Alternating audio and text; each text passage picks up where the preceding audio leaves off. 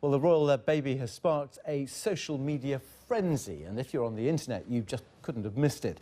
Facebook news feeds saturated with announcements of the birth. The news spread via Twitter across the globe as the 24-year-old photographer spotted Kate's car pull up at the hospital. That was about 5:30 yesterday morning local time. Well, the hashtag royal baby was trending worldwide even before the birth was announced.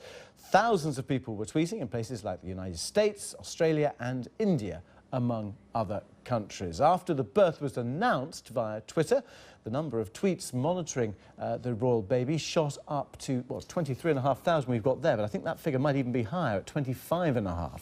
Over 1 million tweets have now been sent using that particular hashtag. Many people have been enjoying the lighter side of the royal birth. That Stephen Fry tweeted, "The official easel, we really are a marvellously bonkers country." Someone calling themselves at Professor Snape wrote, "Dear William and Kate, if William is 100% royal and Princess Kate is 0% royal, will that make your son a half-blood prince?" Hashtag royal baby. And in reference to the excitement in the United States over the royal birth, at Gerard Mulligan 1 tweeted, "It's like the American Revolution never happened. Hashtag royal baby." Let's get more with Kerry Alexandra from our social media and user-generated content team who's been monitoring Twitter reaction and viewer responses to the birth. I was reading that actually in one paper, hundreds of millions of people have been tweeting this all over the world. I mean, how big a deal has it been? It's been absolutely huge. We've had a vast amount of content in from all across the world. And it's been people not only wanting to congratulate William and Kate, but also sharing their own baby experiences yesterday. It's interesting, isn't it, also, that the royal family, the British royal family, has really sort of caught up and got up to speed with how modern media works, because politicians are doing it now as well, and all these announcements being made on social media sites. Yes, they absolutely have. Clarence House yesterday had an invitation on to their Twitter followers to upload their own pictures and their own stories of babies. It was a welcome change, I think.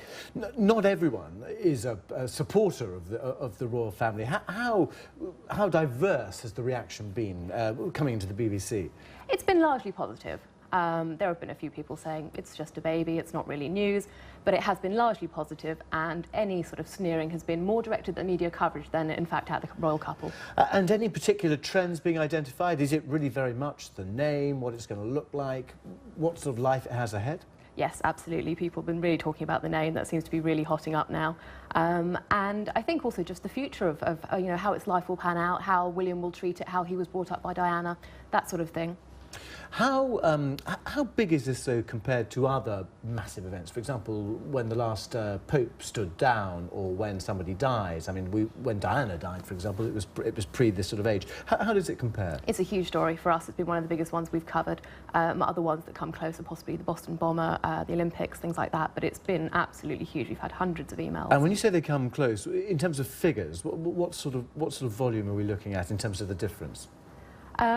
This has been an enormous story. There's just been it's coming in from so many different places. That's the thing about this, that it's coming in across social media, it's coming in via emails, it's coming in on Twitter and on text.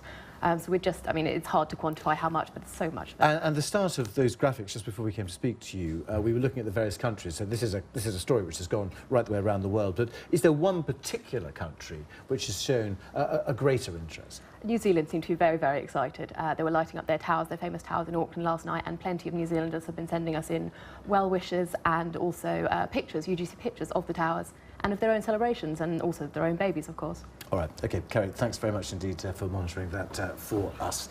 Stay with us here on BBC World News, still to come. Place your bets. We're going to stay with that royal birth. We'll be looking at the likely names for the baby prince. Will William and Kate go for something traditional, or will they surprise us?